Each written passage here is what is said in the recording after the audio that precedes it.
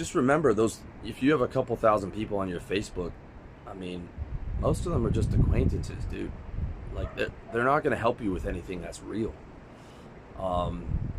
And the end game, the end solution to all this is start living your actual real life. Like, you're watching a video here, but I'm standing here. My shoulders are kind of sore. I did a workout. I'm in this physical body. I'm 38 years old. And my focus is for every day to be as happy as possible, to live as fulfilling a life as possible. And recognize that the bulk of that's going to come from getting good sleep. It's going to come from how you physically feel, and a lot of that's going to be your diet, meat and vegetables, and staying away from processed foods or carbs or anything like that, which I'll admit not great at. Avoiding alcohol, avoiding drugs that could harm you, drinking enough water, taking the right supplements, taking your multivitamin, ejaculating as infrequently as possible, having good friends in your life, having either a good girlfriend or some nice young ladies for you to spend time with, and most importantly, or at least just importantly, is having a mission that fulfills your values. Meaning, like, you wake up and you're not looking at the alarm like, fuck, another fucking day of this shit. Okay, it's like you look at your alarm and you're like, great, I get to do what I actually want. And this took me a long time to really, really internalize on a really small level, because I lived so much of my life in force and survival, where I would just force myself. I'd be like, don't be a pussy. Go do it. Go do the shit you don't want to do. And that was good. Like, that's necessary if you're in the survival stage, right? If you don't have money, if you don't have a skill, if you don't have all these things, you might have to go get a sales job and grind it out and do a bunch of shit that you hate to get your money up and to get your skills up and your confidence and your balls, so you can move that into, a service-based business like I recommend for my guys. So you might have to be in survival for a while, but the goal is to get out of survival as fast as possible into thrival. And I would define thrival in one sentence. Thrival is living a life that you enjoy. Okay, and it's not just about money. Money just provides the ability for you to create a mission that pays you handsomely, that you enjoy. And I truly believe that, like, if everyone went at that 110%, it's possible. Just most guys aren't going to do that. Maybe 1% of guys are actually going to go as hard as it takes to get out of survival into thrival.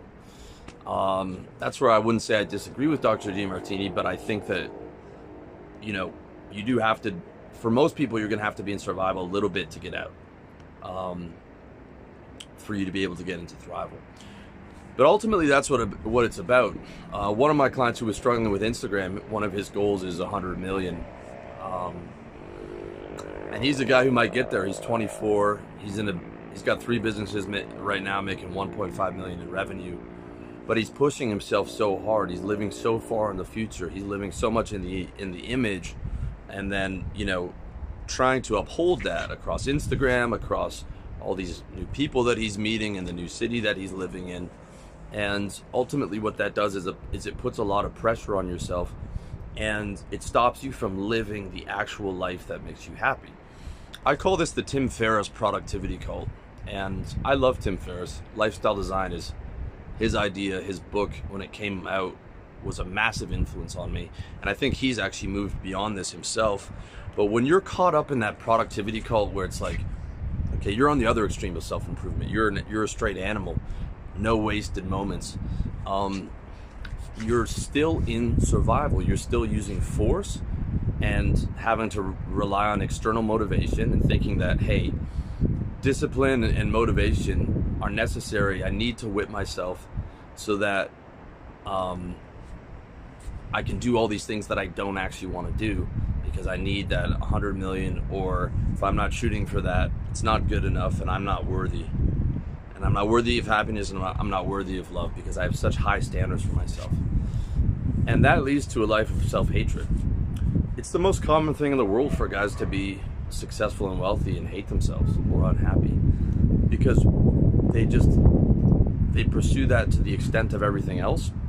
They pursue money to the extent of everything else, because they don't allow themselves to feel happiness. They rely on what's called conditional happiness. Like, I can only be happy when these conditions are met, usually off in the future. Then they get a payoff, that future payoff comes, they're happy for about 2 or 3 days, and it's back to whipping yourself, saying don't rely on past success. Success is rented, gotta go get the next thing.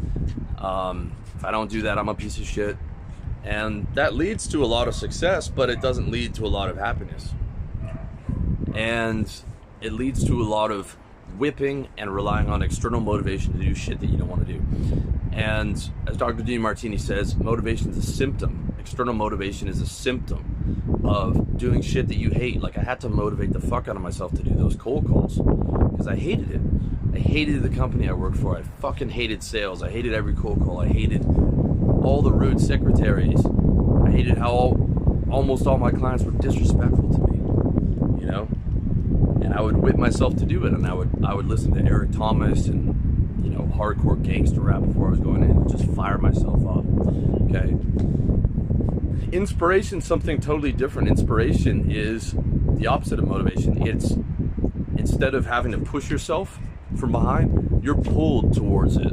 Like, you're pulled towards a beautiful girl. You're pulled towards, I don't know, video games. You're pulled towards hanging out with your friends. There's probably some mission that you're pulled towards, but maybe you've written it off as unrealistic, or maybe you're in the mission. Maybe you're in your inspirational mission. I'm in my inspirational mission, but even now there's a few more things that I need to do to get it to be fully inspirational. And one of them is launching my course with the group coaching so that I can get a bit more of my schedule back. Because in the last 3 years, a lot of my schedule's been tied up with coaching. And I love my clients, but, you know, it's a lot of the days are full. I've got to come home to do a call, and I want to have a bit more of that freedom, and I want to get my life's work out there. I want to get all this content. It's going to be 100 hours. It's going to be, in my hopes, the best personal development course of all time. It's absolutely massive. Every area of life is covered. It's going to be a branded social network with that, and there's going to be group coaching from me, access to me. That's going to be my life's work. That's inspirational. The end result, actually doing the course, I fucking hate. So, you know, there's a couple areas to where I still need to move more towards inspiration, because I realized I was still living in survival.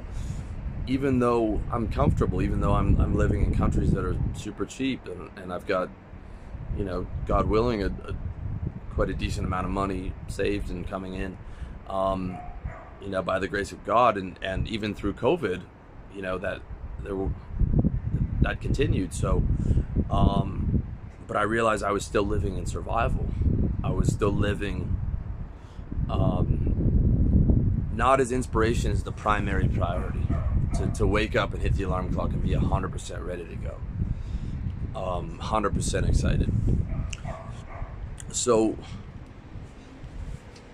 social media, to tie that back into social media, is soul killing. It really is. Because it's an artificial life. And it seems that's the way the world's moving to. More online, more fantasy. People live in video games. People live in these images that they create, whether online, you know, and I was a victim of it too. You know, I was like, I'm going to be this personal development guru.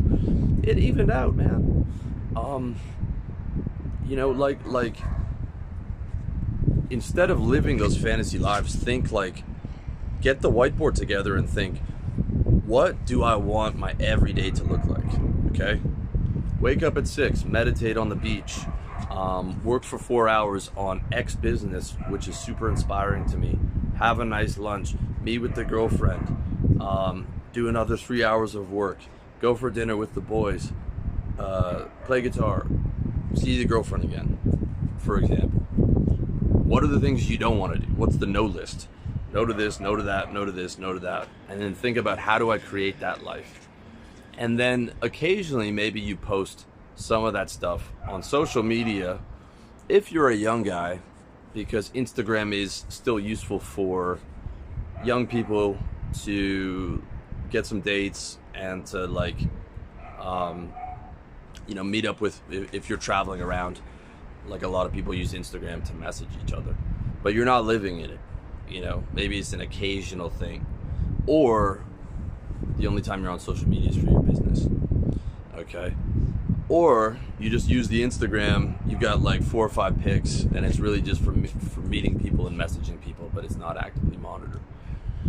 But the point is not to live in fantasy. The point is not to think that there's going to be, this, if I can create this fantasy person, if I can sell people this bullshit, I'm going to be super happy. It's not the case. And the blowback is always going to be there. The downfall is always going to be there, because when you're trying to be something that you're not, you're going to be consciously or subconsciously talking to yourself throughout the day when you do actions that are not in accordance with this image you're trying to present on social media, which is natural. Actions like going to the bathroom, actions like feeling sad, actions like you couldn't fight off a bad mood for that period of time, or you did something embarrassing. And when you've created this false idol, Victor Pride actually did a great audio on what he had done and why he took his whole site down and he became Christian. He said he had created a false idol for himself. He had, the guy that was going to the gym, super muscular, rich, gets girls, he'd created a false idol for himself and was worshiping that idol and encouraged other guys to worship at that idol. And what it did was it created a sense of pride, but then it would swing back down into sense of shames when it collided with certain things that would happen in real life.